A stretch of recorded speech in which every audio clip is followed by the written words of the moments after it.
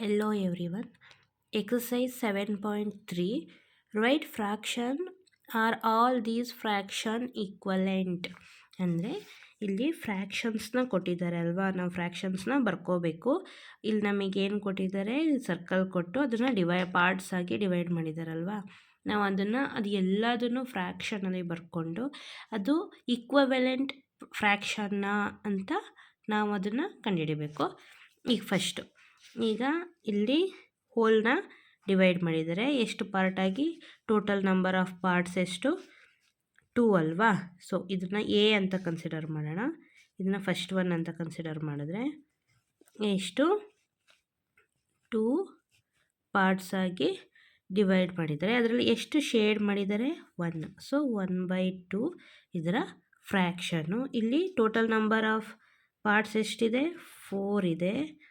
ಇದನ್ನು 2ಗೆ ಶೇಡ್ ಮಾಡಿದ್ದಾರೆ. ಇದು 6 ಇದೆ ಅಲ್ವಾ. ಟೋಟಲ್ ನಂಬರ್ ಆಫ್ ಪಾರ್ಟ್ಸ್ ಎಷ್ಟಿದೆ? ಇದು 6 ಇದೆ. ಇದನ್ನು ಎಷ್ಟು ಟೋಟಲ್ ನಂಬರ್ ಆಗಿ ಎಷ್ಟು ಅಂದರೆ ಟೋಟಲ್ ನಂಬರ್ ಆಫ್ ಪಾರ್ಟ್ಸು 6 ಇದೆ. ಇದು 3 ಪಾರ್ಟ್ಸ್ಗೆ ಶೇಡ್ ಮಾಡಿದ್ದಾರೆ. ಸೊ 3/6. ಇದು ಕೂಡ ಎಷ್ಟು? ಟೋಟಲ್ ನಂಬರ್ ಆಫ್ ಪಾರ್ಟ್ಸು 8 ಇದೆ.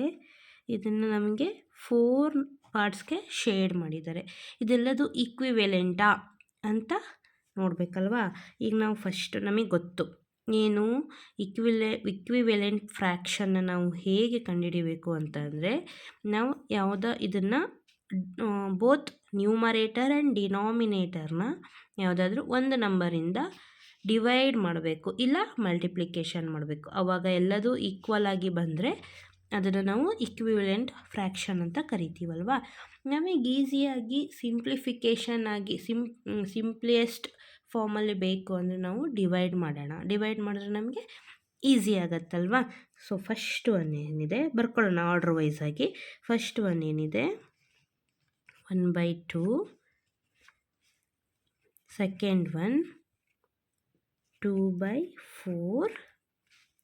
Third one 3/6 and fourth one 4/8 ಇದೆ ಅಲ್ವಾ. ಸೊ ನಾವಿಲ್ಲಿ ನೋಡೋದಾದರೆ ಇಲ್ಲಿ ನಮಗೆ ಗೊತ್ತಾಗ್ತಿದೆ ಅಲ್ವಾ. ಫಸ್ಟ್ ಒನ್ ಅಂದರೆ ಇದು, ಸೆಕೆಂಡ್ ಒನ್ ಅಂದರೆ ಇದು, ಥರ್ಡ್ ಒನ್ ಅಂದರೆ ಇದು, ಫೋರ್ತ್ ಒನ್ ಅಂದರೆ ಇದಿಷ್ಟು ಈಕ್ವಿವೆಲೆಂಟಾ ಅಂತ ಕಂಡುಹಿಡಿಯೋಣ. ಈಗ 1/2 ಇದೆ ಅಲ್ವಾ.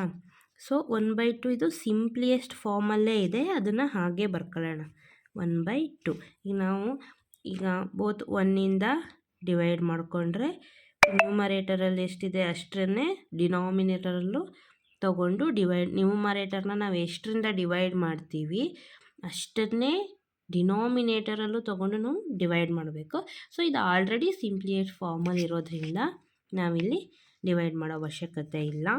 ಇವಾಗ ಇಲ್ಲಿ ತಗೊಳ್ಳೋಣ. ಇಲ್ಲಿ ನ್ಯೂಮರೇಟರ್ 2 ಇದೆ, ಡಿನಾಮಿನೇಟರ್ 4 ಇದೆ.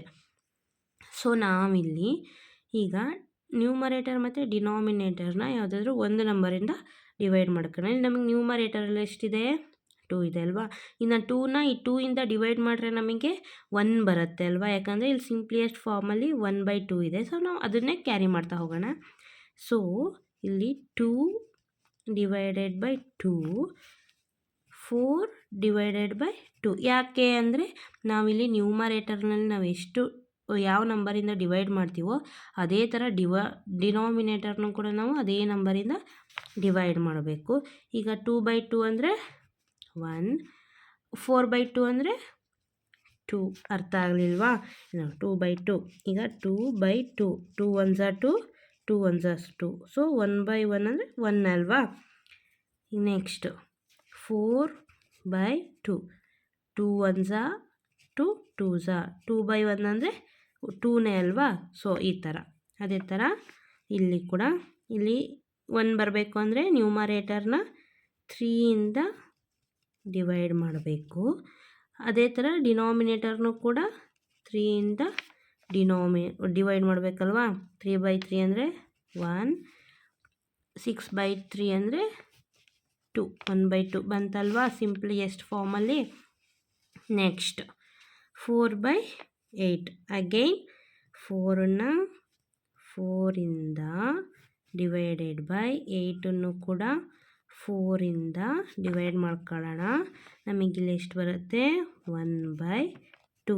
4/4 ಅಂದರೆ 1, 8/4 ಅಂದರೆ 2.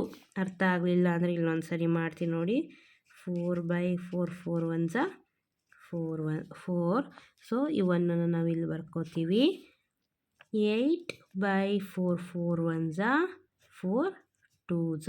ಸೊ ಇಲ್ಲಿ ಎಷ್ಟು ಬಂತು 2 ಬಂತು. 2ನ ನಾವು ಇಲ್ಲಿ ಬರ್ಕೋತೀವಿ. ಅರ್ಥ ಆಯ್ತಲ್ವಾ? ಸೊ ನಮಗಿಲ್ಲಿ ಗೊತ್ತಾಯ್ತಲ್ವಾ? ಈಗ ಅವ್ರು ಏನು ಕೇಳಿದ್ದಾರೆ question, right the fractions are all these fractions equivalent ಅಂತ ಕೇಳಿದಾರಲ್ವಾ.